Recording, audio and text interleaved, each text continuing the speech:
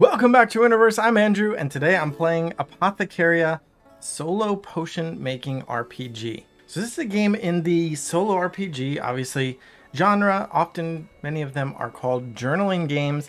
And as interested as I was in the idea of solo RPGing, and I've done it before a long time ago, but I stayed away from anything called a journaling RPG because I really am not interested in journaling. I've never been a journaler, and having to write in order to play sounds like work, which is probably weird for someone who got a major in creative writing, and yet here we are. However, I saw a little bit more about this one, and I started to get the sense that journaling was not actually required. You can journal, and I think some of these RPGs, the journaling ones in particular, the game is that it gives you a prompt, maybe a somewhat randomized prompt, and then you're invited to write about it or think about it. But this one has a little bit more meat to it, a little bit going on, a little bit more random generating stuff, and I think there's more room to make a story from what the game is giving you, as opposed to some of the other journaling RPGs where they just give you one prompt at a time and you have to tell the entire story from there. So it's hard to get a nuanced description of what I'm talking about without examples, but I don't have any examples of the soloing RPG. We're just going to play Apothecaria and see how I like it. And if you saw my previous solo RPG video, it was on this game, Procedures to Discover the Path Ahead,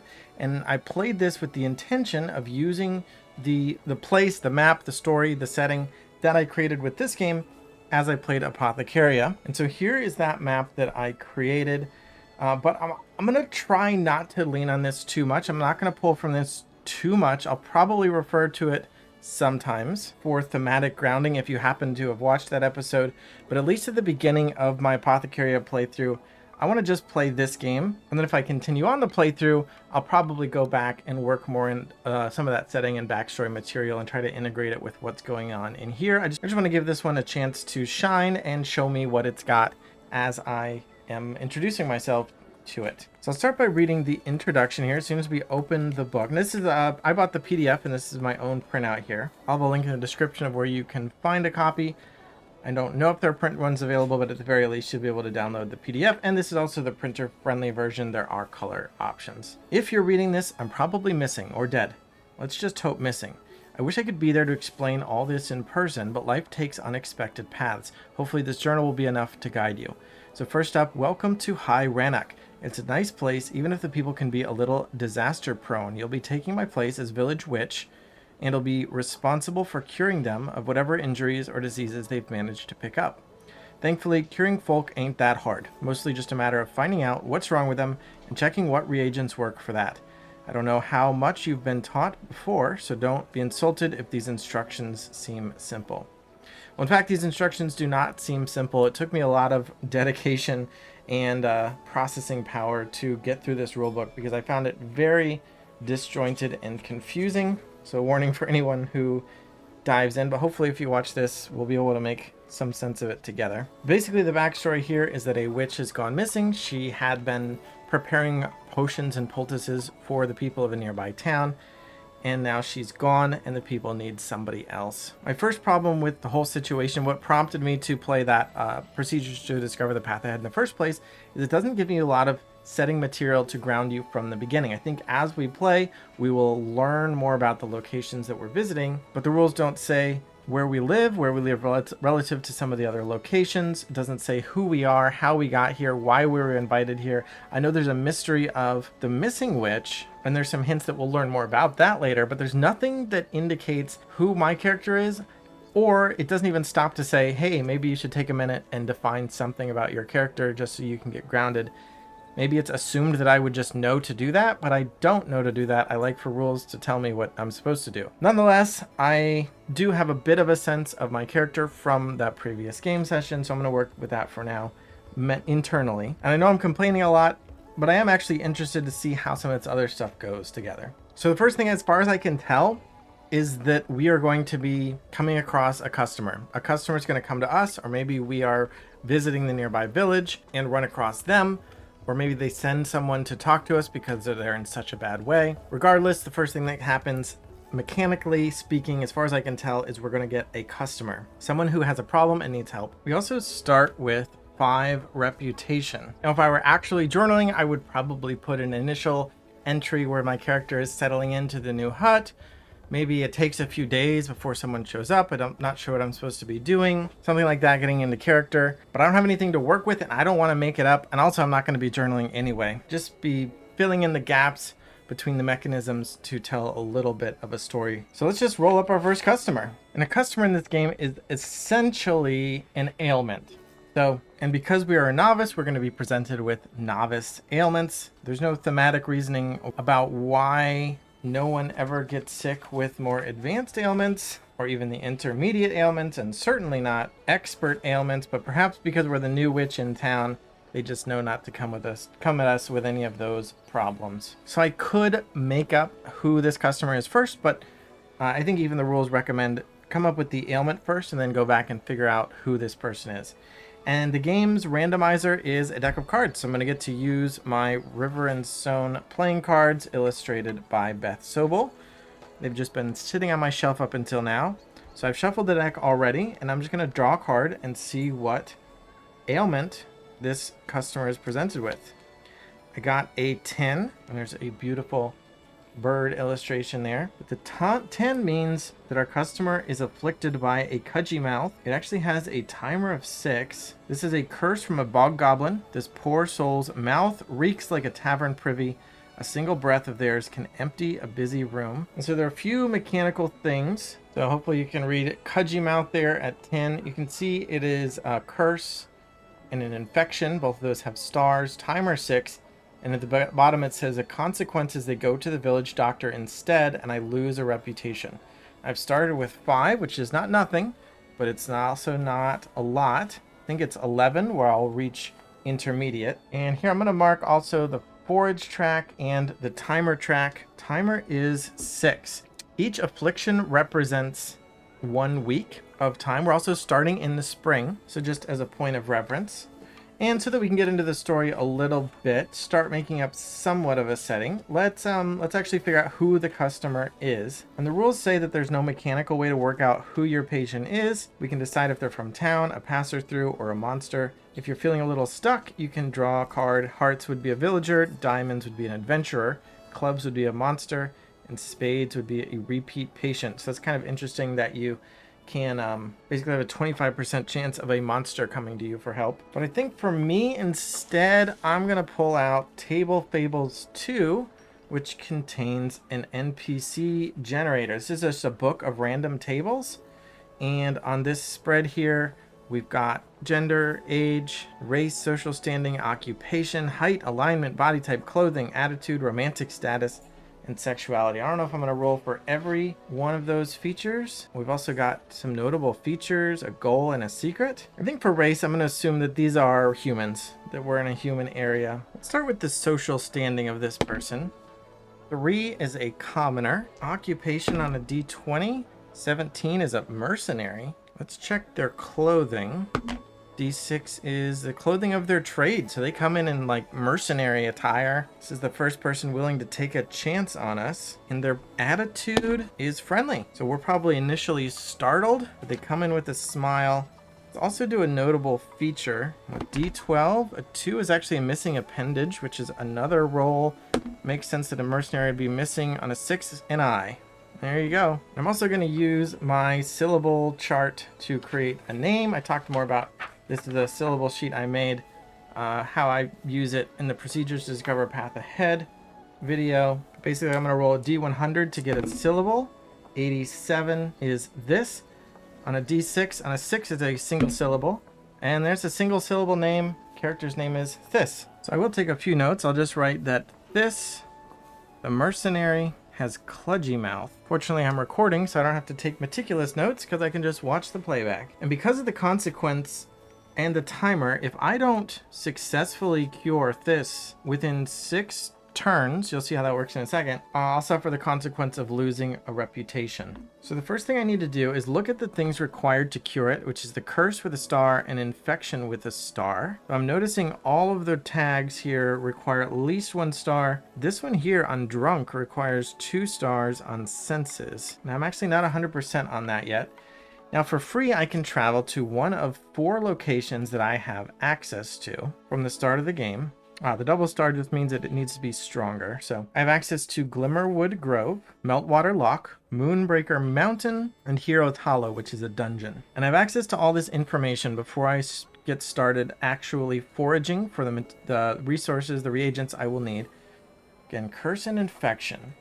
So can I find reagents in Glimmerwood Grove that would cure curses and infections? I see a few options for curses, but not infections. Right off the bat, I think our young witch's first foraging foray is going to be into Hero's Hollow. I'm going to try to find some old blood because it can be boiled in a cauldron to help cure curses and rashes. You can see the old blood, hopefully. Vampire bats, ticks, spear tips. Doesn't really matter where it comes from. All that matters is the blood can't be fresh. And I'm going into the dungeon. So this has a foraging rating of 5. If we were in the place called the Strange, which we don't have access to, it would be a forage rating of 2, or in the mountain it would be 9. It also has 2 stars, which means it's stronger than we need. It's more potent. We only need a single star, so the extra star is nice, but not necessary. Oh, this does add poison as well. Customers generally don't like poison, and it affects our pay. So you know what? I'm going to instead look for Ghost Goo. This has 3 stars. There's a forage rating of 6, which is a little higher than the blood with only a 5. So it'll be a little harder to find once you get lucky. It says messy creatures by nature, ghosts leave a thick glowing goo behind whenever they touch certain objects, usually those that in some way resonate with who they were when they were alive. Goo can be boiled for spirit and curse. I'm talking about boiled. Things can be boiled, crushed, and distilled. We started with the mortar and pestle in order to crush things. We started with the cauldron in order to be able to boil things. And we started with an alembic in order to be able to distill things. All of those were left to us by the previous old witch. These are some other tools that we don't have. But all these basic things, crushing, boiling, and distilling, as far as I can tell, we have access to all that. So no need to worry there. But the Ghost Goo, that will handle the curse. Also, the Ghost Goo says -2 in winter, which I guess would make it easier to find during winter time. It would reduce that dungeon foraging value of 6 down to 4. But none of these say spring, so I think in spring it doesn't matter. The other thing I'm going to look for is the Silver Leaf. It has a dungeon foraging value of 4 plus 5 in summer, but again, spring for now. Razor sharp leaves with similar qualities to actual silver. This plant straddles the line between plant and mineral, grows in the dark, can be crushed for infection and rash. So I'm going to start foraging. So we can travel to one of the foraging locations for free. If I wanted to move between the locations, that's when I would reduce the timer for moving in between. And again, this whole attempt is representing a week, so you can imagine it how you like there. Maybe there's downtime if you get it done in a few days or whatever, however you want to describe that. Mechanically speaking, there's a system. I'm using a timer. Thematically, every ailment is 1 week. So my foraging currently is at 0. I've decided what I'm looking for, and I draw a card. And I got a 10. Oh, I forgot to say, let's just say I'm looking for the first one, the Silver Leaf, and then the second one I'll look for Goo later. Silver Leaf has a dungeon value of 4. I drew a 10. That value is the same or higher than the reagent I'm looking for, and which means I get to collect it. So I have found it on my first try. And it's worded kind of weird. I'm not sure. All right, so I realized that page 30 has rules about foraging, but the steps are not the same as the same instructions here on page 2 for foraging. So I actually missed a step here. I meant to go to this Hero's Hollow page, which actually does give a description of the place. It says, behind the cliff-sized skull of an ancient beast lies the twisting tunnels, tombs, and caverns known as Hero's Hollow, a dungeon that has grown throughout the eons under the rule of countless keepers. While it's mostly ruins, there are still plenty of things to find down beneath the ground. Children from the village often dare each other to go inside. So since that's where I chose to forage, I actually draw this 10 and check this event. It says I take the chance to flick through some of the old books in the ruined library and find a book on something very unexpected or useful. What is it? Note down an excerpt from the book. That's the journaling prompt if I've ever seen one. And I was talking earlier about games that are like the solo RPGs that are just journaling games. I feel like a lot of those games would basically be a chart, a book full of prompts like this, and that's it. So you would roll a random prompt, write your prompt, and then do the next one. And that's what I'm totally not interested in. As it is, I appreciate that that added a little bit of flavor. That is something that I could do multiple times as I visit the dungeon. I might find more different rooms or take time to stop and read that book again. Don't know about all the events and how reusable they are, but this one certainly seems reusable. This is something that can happen again and again, but have it be a different book each time. And I'm meant to decide what book it is. I'm not a big fan of that. But fortunately, I have these books of random tables. So let's see if there's one that would be weird, fun dungeon books. In fact, there is a books table. Oh, look at that. D100 books. So I'll roll on D100 books. I got a 22, a well-worn journal in an unfamiliar language. Maybe that'll be an interesting feature we can add to our setting. I'm actually going to make a note. There's a well-worn book in an unfamiliar language. And I'm actually going to take the book. But now what I said is correct. Now that 10 is compared to the foraging value of the silverleaf. 10 is greater than or equal to 4. So I found it. And I didn't even spend any time. Now, if I had failed, if this had been a 3-2 or I'm not sure how ace counts and all that. It looks like on the event table, the ace is listed first. So I'm going to count it as ones. But then I would have failed and I would have increased my foraging value by 1. And if the foraging value ever reaches, if my foraging ever reaches the value of what I'm looking for, I get it. So I'm guaranteed to get it after a certain number of turns. In this case, I got it right away. So my foraging value doesn't go up, but the timer does go down by 1. Not all ailments have time limits, but this one does. And since I'm not done, I still need to find another reagent. I'm going to repeat steps 2 through 4 for the other reagent that I'm looking for, which is the ghost goo. This says a value of 6, -2 in winter, but it's spring. So let's pull another card, and I got a 6. So back to the Hero's Hollow. A 6 says the ground gives way beneath you, dropping you to a smooth stone chute, which drops you into a cell somewhere in the depths of the dungeon. Thankfully, the lock isn't too hard to pick. Decrease the timer.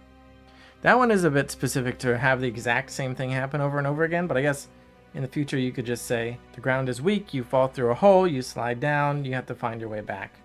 You lose some time. Fortunately, 6 is equal to or greater than 6, so I actually found the ghost goo in one go as well, which means I'm able to crush the silver leaf and boil the ghost goo and combine them to create a potion to cure This's Kludgy Mouth. Based on the ghost ooze and the fact that we needed to cure some bad breath, I think we'll call it Ghost Mint.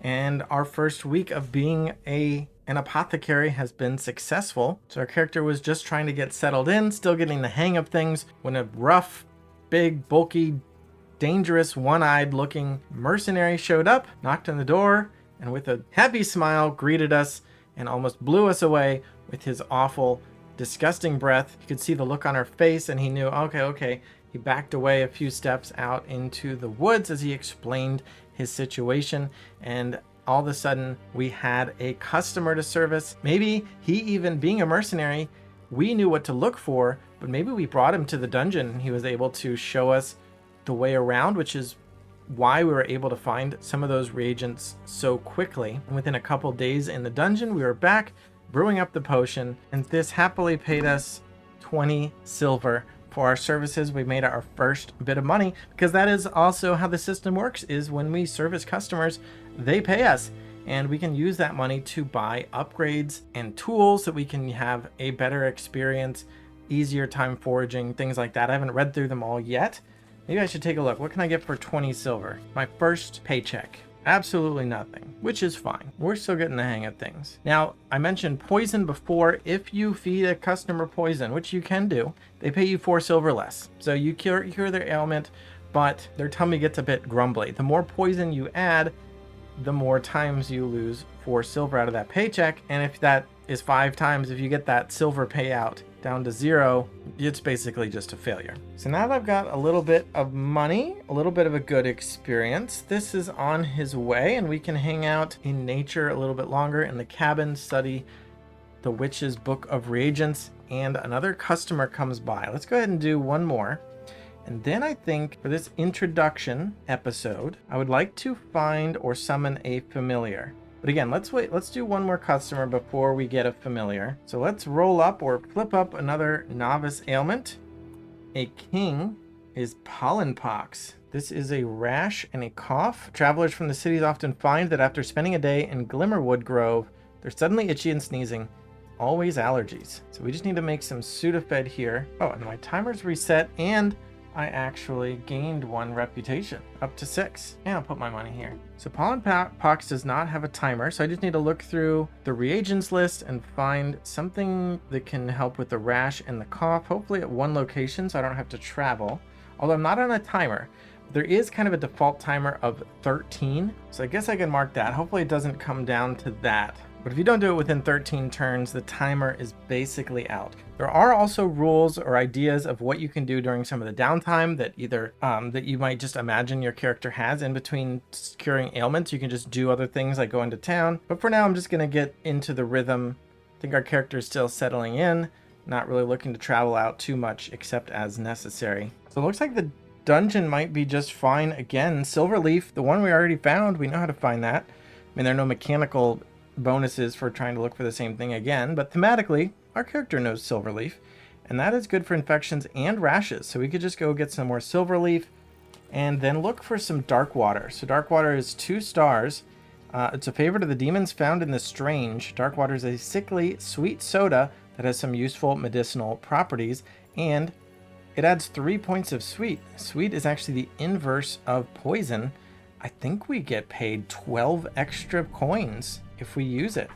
Now it does have a dungeon foraging value of 7, but because we don't have a timer, I'm not worried about it. Oh, but it causes sleep. Can be added raw for cough, hot, and magic, but causes sleep. So does that mean I would need a 3rd reagent? Maybe that's what's going on there. And it looks like there's nothing in the dungeon that can cure sleep. So that's sneaky. It's not only is it a 7, but we're gonna have to leave the dungeon to find something else. Somewhere else. Are we feeling that bold on our 2nd week? Looks like sleep is not particularly easy to cure, but I'm still gonna try it.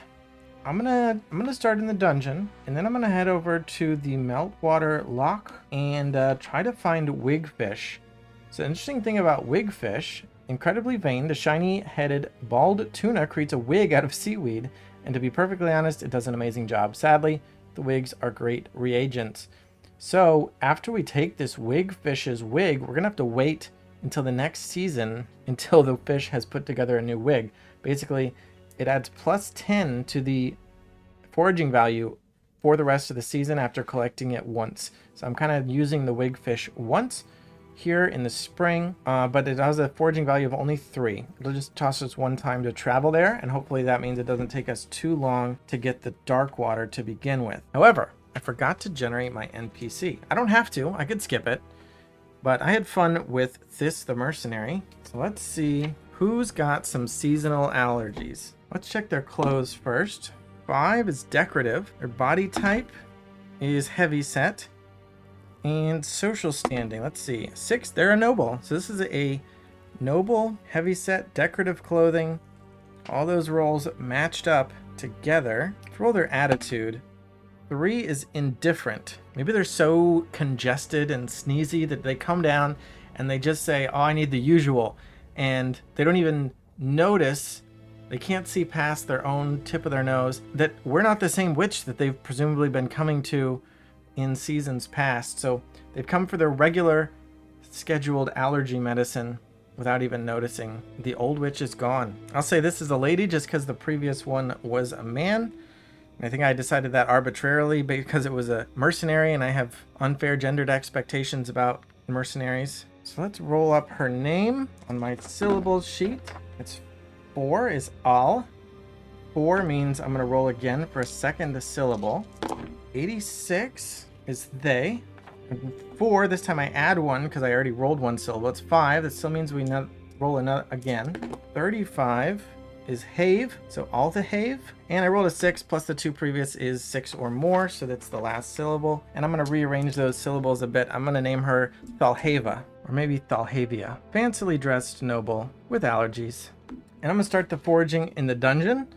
So no timer for that. We're just get to choose a location off the bat. We'll flip a card for an event, and it's a king. You bump into the dark ruler of the Underlands, Master of Shadows. They apologize and invite you to dinner in their throne room. What purpose does this dinner serve? A trap? A date? Something else? As part of their plans, they open a portal to the strange. Why? Every time you get this result, write about the encounter. So that's super interesting. One of the locations I did not have access to is the strange. I mentioned a few times in the reagents, and now I can go there. Seems like the portal's been opened. So why did the Dark Ruler open that for me? My first instinct is just that maybe they knew the previous witch and they are interested for whatever nefarious or not nefarious purpose to get to know the new witch who is going to be down in their dungeon foraging for things. So a curiosity from a sense of privilege and power. They don't care about little playthings meddling around. They just want to get to know me. Looking through the books for something that could help me define who is this Master of Shadows. Is that what it was called? Dark Ruler of the Underlands, Master of Shadows. So the book does have a list of hostile encounters. Obviously this did not turn out to be hostile, but I'm going to use this as inspiration to see what this Dark Ruler is like. 92 says large fire-breathing salamanders crawl out of the sand. So maybe this Dark Ruler is a fire-breathing salamander that can slither around through the caves, through the dirt, through the stone even. Maybe not the stone. Maybe it just pops out. I'm saying it. Let's do some NPC generation here. There is a gender table. We can just do low or high. High is female. This is a lady salamander. I don't know if we can even tell. What is the height? This is a large or diminutive situation. 8 is very tall. Clothing, I almost don't want to roll on clothing because I feel like just by looking at her, you should know that she is important. Maybe she's got a notable feature though. 3 is a peculiar hair color. Well, in my opinion, any salamander with hair is peculiar. So maybe it's not hair, but like a skin pattern. She also has a goal, and I don't know if our character knows what her goal would be. So I'm gonna roll this not as her actual secret personal goal, but what comes out in the conversation. What does our character get the sense that this salamander's goal is through this encounter? 7 is desire to not be like their parents. So maybe rulership of the dungeon is passed down generationally, and she does not want to be a tyrant, a dark tyrant like her parents. She's going to be a dark, friendly dictator. There's also a random colors table. So let's roll up 2 of these. And she's got something like a pattern of splotchiness across her body. That is a deep orange yellow as the first color and a dark green blue as the second color. Deep orange yellow and dark green blue. Very vibrant. Got some poison dart frog vibes. And of course we need the name. First syllable 46 it, 56 my. Again, I'm going to invert them and say, instead of it my, maybe it's my it. Ooh, and there's a cool little title generator with 2d12. We got wary and eye. My it, wary eye. I don't care for that. I'm going to change it to dark eye because it's like the Lord of Shadows. Even though they breathe fire, they've got a shadowy vibe heritage. So she's called Mayat Dark Eye, the Lord of the Dungeon. And yeah, she just wanted to chat. She talks about her parents, how she wants to be a better dungeon lord than they were, and she probably wants to get to know the new witch in town. And it's not totally clear, but I'm assuming we're treating face cards as a value of 10. Tends to be how they work in many games that use playing cards. So I'm going to stick with that. Hopefully that's right. We're looking for silver leaf first. 10 is more than or greater than 4. So we got our silver leaf. We don't need to forage, but we will count down 1 time. We can start looking for our dark water with a value of 7. So we had a crazy night meeting the Dark Lord, Mayat Dark Eye, and the next day we head back in looking for some dark water. And on another king, we see her again. She pops back up and she wants to chat some more, get us to know us even better. Maybe we even talk about the dark water. Maybe she's willing to help out a little bit and should suggest a reagent that we can go find to help cure sleep. Also, because she opened the portal, the prompt said that we need to come up with the reason. Why did she open the portal for us? Or why did she open the portal at all? And I think because of this character concept I have for her where she treats other people like playthings, like friends, but playthings, like It's kind of like she's gonna act like she's your friend, but you can tell that she doesn't really respect you. She just likes to play with people who are lower than she is, people she could easily breathe fire on and melt to a crisp, or sick her dungeon lackeys on, or I don't know. I assume there's more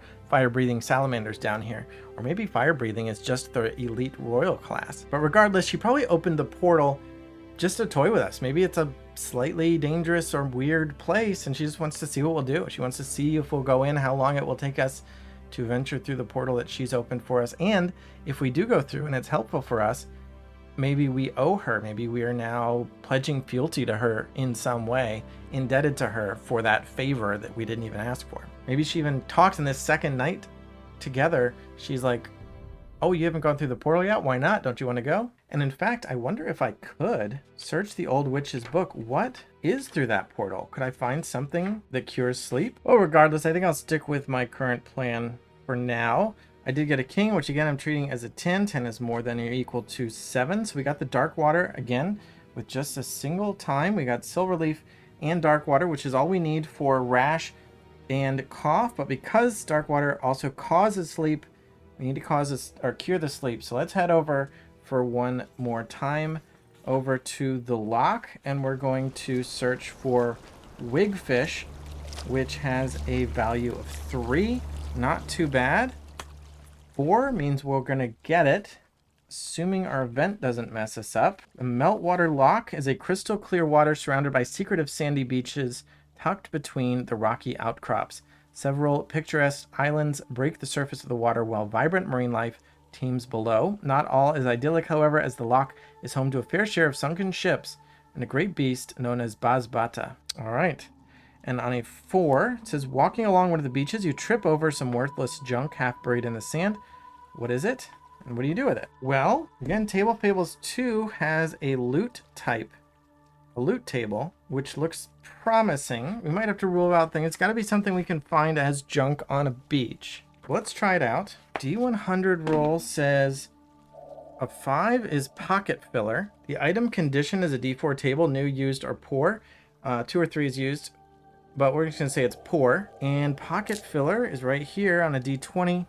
On an 18, it is a spool of leather cord. So there you go. We found some leather, spooled up and water worn, and I don't know what we're going to do with it. I think the fact that we took note of it all means it probably is still usable, and maybe we can use it to make some kind of a potions belt or start rigging up some upgrade or something that we might get later on. 4 is more than 3, so again, we got it in one go. I think this technically goes down by 1. So technically, if it's 1, we fail, because if it's on 1, step 4 says decrease the timer, and when it hits 0, you fail.